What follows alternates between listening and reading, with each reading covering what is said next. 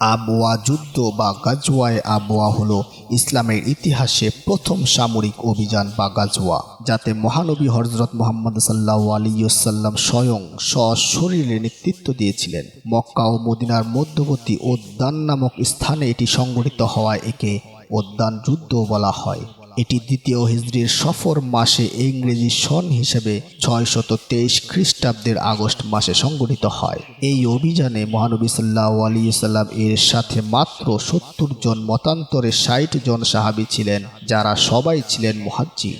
মুসলিম বাহিনীর পতাকা ছিল সাদা রঙের এবং এর পতাকা বাহী ছিলেন হযরত হামজা ইবনে আব্দুল মুত্তালিব রাদিয়াল্লাহু আনহু। মহানবী সাল্লাল্লাহু আলাইহি ওয়াসাল্লাম যখন মদিনার বাইরে ছিলেন, তখন মদিনার শাসনভার হযরত সাদ ইবনে ওবাদা রাদিয়াল্লাহু তাআলা আনহু এর কাছে ন্যস্ত করা হয়েছিল।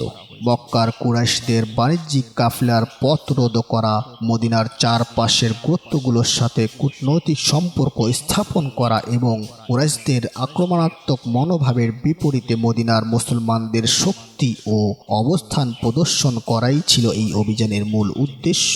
এই অভিযানে কুরাইশ বাহিনীর সাথে মুসলমানদের সরাসরি কোনো যুদ্ধ বা রক্তপাত হয়নি, কারণ কুরাইশদের কাফেলাটি আগে থেকেই পথ পার হয়ে গিয়েছিল। তবে এই অঞ্চলে বসবাসকারী শক্তিশালী বনু দামরা গোত্রের সাথে মুসলমানদের একটি অত্যন্ত গুরুত্বপূর্ণ মৈত্রী ও শান্তি চুক্তি স্বাক্ষরিত হয়। চুক্তির মূল শর্ত ছিল বনু দামরাহ গোত্র মুসলমানদের বিরুদ্ধে কোনো যুদ্ধে জড়াবে না এবং মদিনার উপর কোনো আক্রমণ হলে তারা মুসলমানদের সহযোগিতা করবে। এই সফল কূটনীতির কারণে রক্তপাতহীন হওয়া সত্ত্বেও এই অভিযানের গুরুত্ব অপরিসীম।